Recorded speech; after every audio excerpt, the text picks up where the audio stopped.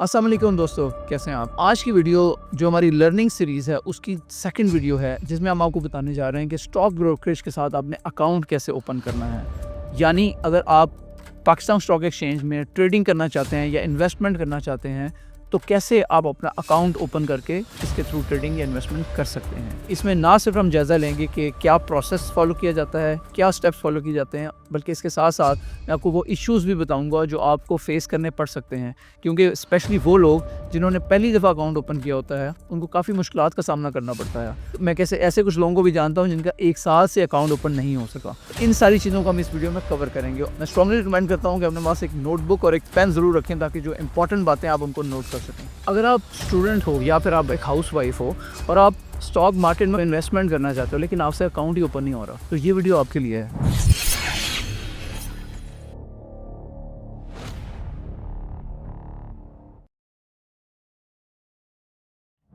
तो सबसे पहले हम बात करेंगे अकाउंट दो तरीके से ओपन किया जा सकता है, या ऑनलाइन जिसकी फैसिलिटी डिफरेंट ब्रोकरेज फर्म्स ने ऑनलाइन अपनी वेबसाइट के ऊपर दे दी है, और उसके अलावा आप मैनुअली किसी ब्रोकर को विजिट करके या उनसे रब्ता करके उनके थ्रू भी अकाउंट ओपन कर सकते हैं। जब आपने अपने स्टॉक ब्रोकरेज का तयन कर लिया तो आपका नेक्स्ट स्टेप है अपने स्टॉक ब्रोकर का standardized account opening form fill करना, और इस अकाउंट के तहत आपका सीडीसी का सब अकाउंट भी एक्टिवेट हो जाता है। सीडीसी का जो सब अकाउंट होता है ये आपके शेयर्स की ट्रांजैक्शंस के लिए आपका डेडिकेटेड अकाउंट होता है। जब आप शेयर्स खरीदते हैं तो वो इस अकाउंट में क्रेडिट होते हैं, और जब आप शेयर्स बेचते हैं तो वो इस अकाउंट से निकल जाते हैं। जब आपने स्टॉक ब्रोकर का इंतखाब कर लिया, अब आपने ये देखना है कि इसका कौन सा स्टॉक आपने ओपन करना है, because there are multiple types of accounts. Number one सहूलत अकाउंट है। सहूलत अकाउंट एक ऐसा अकाउंट है जो हाईली रिकमेंडेड है। बेसिक अकाउंट है और वो एक सिंपल सा ऑनलाइन फॉर्म है, उसको फिल करके और अपना CNIC देकर आप इसके थ्रू अपना अकाउंट ओपन करवा सकते हैं। अगर आप एक स्टूडेंट हैं या आप हाउस वाइफ हैं, एक बिल्कुल नए इन्वेस्टर हैं जो इन्वेस्टिंग की दुनिया में पहली दफा कदम रख, तो सहूलत अकाउंट आपके लिए काफी मुनासिब रहेगा। सहूलत अकाउंट की एक जो लिमिटेशन होती है वो ये होती है कि आप एक दिन में 10 लाख से ज्यादा ट्रेड नहीं कर सकते। नंबर टू जो अकाउंट है वो इन्वेस्टर अकाउंट है, जो आप सीडीसी के साथ ओपन कर सकते हैं। सीडीसी यानी central depository company investor account services provide करती है, जिसके थ्रू आप अपना अकाउंट इनके साथ खुलवा सकते हैं और मेंटेन कर सकते हैं for safe custody of your shares. In investor account services के तहत आपको अपने इन्वेस्टर अकाउंट की डायरेक्ट एक्सेस होती है। इन्वेस्टर अकाउंट सेफ और सिक्योर होते हैं क्योंकि सीडीसी डायरेक्टली उन्हें मेंटेन करता है। इन्वेस्टर अकाउंट सिर्फ इन्वेस्टर की रिटन इंस्ट्रक्शन से ऑपरेट किए जा सकते हैं, और इसकी वजह से इन्वेस्टर का डायरेक्ट और कंप्लीट कंट्रोल होता है अपने शेयर्स के ऊपर। अगर कल को ब्रोकरेज बंद भी हो जाता है तो आपको कोई फर्क नहीं पड़ता, बिकॉज आपका सीडीसी के साथ इन्वेस्टर अकाउंट है। लॉन्ग टर्म इन्वेस्टमेंट्स के लिए मैं स्ट्रांगली रिकमेंड करता हूं कि आपको सीडीसी के साथ अपना इन्वेस्टर अकाउंट बनवाना चाहिए। नंबर 3 जो अकाउंट टाइप है वो ब्रोकरेज के थ्रू खुलने वाला अकाउंट है फॉर इन्वेस्टिंग एंड ट्रेडिंग। जहां सीडीसी अकाउंट लॉन्ग टर्म के लिए रिकमेंडेड है, वहाँ अगर आप सिर्फ ट्रेडिंग करना चाहते हैं तो आप किसी भी ब्रोकरेज के थ्रू अकाउंट खुलवा सकते हैं। और किसी भी ब्रोकर के साथ अकाउंट खोलने के भी दो तरीके होते हैं। नंबर वन, आप उनके ऑनलाइन जो उनकी वेबसाइट पे दिया गया फॉर्म है उसको फिल करके आप अकाउंट ओपन करवा सकते हैं, और उसमें जो डॉक्यूमेंटेशन मांगी गई है उसको आप अपलोड करके आप सबमिट कर सकते हैं, और कुछ ही दिनों में आपका अकाउंट ओपन हो सकता है।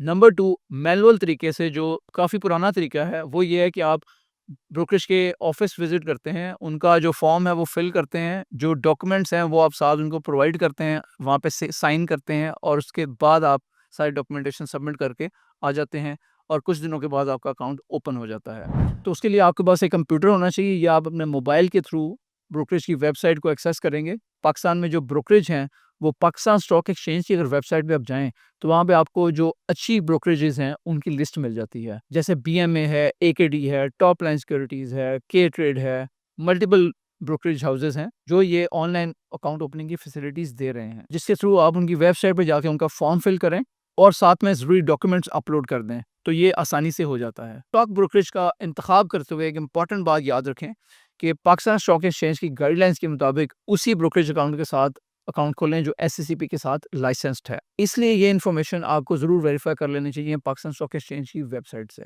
जब आप ब्रोकर की वेबसाइट पे जाते हैं तो वहाँ पे जाके आप सिंपल सा फॉर्म आ जाता है जो आपको फिल करना पड़ता है, जिसमें आपको अपना नाम एंटर करना पड़ता है एज पर योर CNIC, और इसके साथ साथ अपना मोबाइल नंबर, जो मोबाइल की सिम है वो आपके नाम पर होना ज़रूरी है या आपके फादर या मदर के नाम पर हो सकती है, और इसके साथ साथ अपना ईमेल एड्रेस और अपना जो बैंक अकाउंट है उसका IBAN नंबर आप यहाँ पर एंटर करेंगे, और इसके साथ साथ अपना CNIC नंबर एंटर करेंगे, और साथ में CNIC की कॉपी आप तस्वीर लेके बैक और फ्रंट की अपलोड करेंगे। जो आप ये डेटा एंटर करके सबमिट करते हैं तो उसके बाद एक OTP आता है, वन टाइम पासवर्ड आपके मोबाइल पे, जो मोबाइल नंबर आपने एंटर किया होता है, उस OTP को आपने यहाँ पर एंटर करना है ताकि आपका मोबाइल नंबर वेरीफाई हो सके। OTP को एंटर करने के बाद आपने रिक्वायर्ड डॉक्यूमेंट्स हैं उनको अपलोड करना है। आप online terms and condition accept करेंगे। जो डॉक्यूमेंट्स रिक्वायर्ड है उनमें आपकी CNIC की कॉपी शामिल है, और इसके साथ साथ आपकी जो बैंक की चेकबुक है उसके एक चेक की पिक्चर लेके आपने साथ अपलोड करनी है। इसके साथ साथ 3 महीने की बैंक स्टेटमेंट रिक्वायर्ड है, और सोर्स ऑफ इनकम।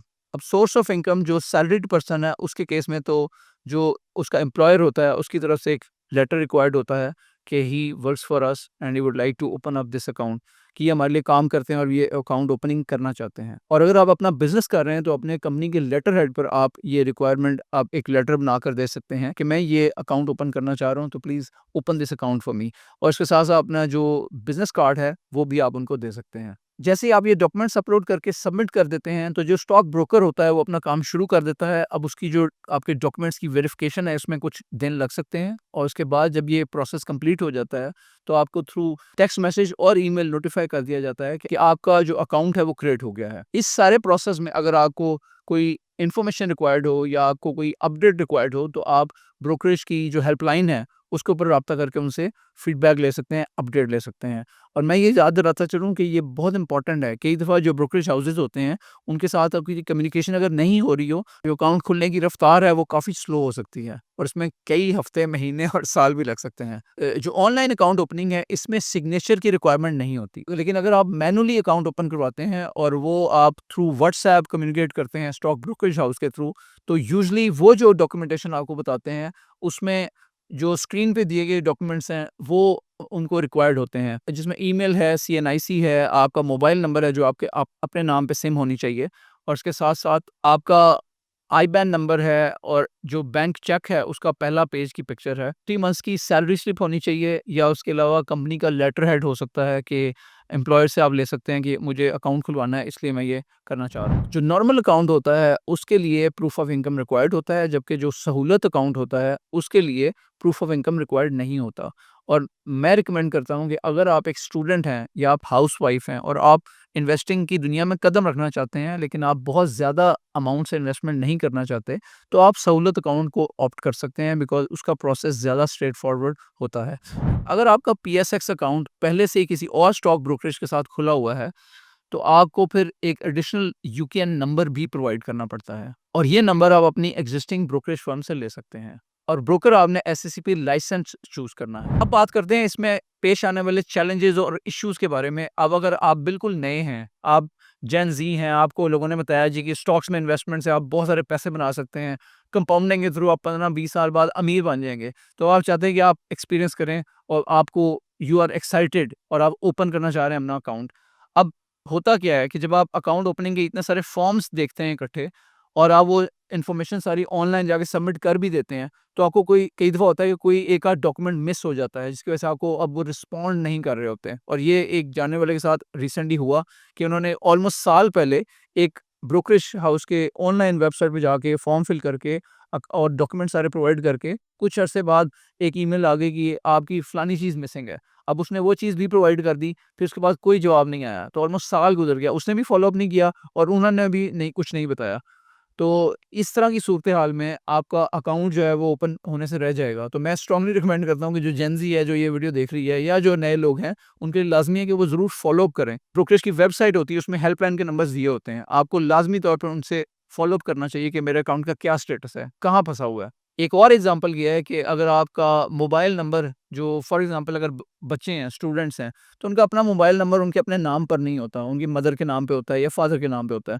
तो ये चैलेंज फेस आ सकता है कि वो आपको ब्रोकरेज वाले कह सकते हैं कि जो सिम है वो आपके नाम पे नहीं है, तो इस वजह से आपका मोबाइल नंबर हम उस पे ओटीपी नहीं भेज सकते।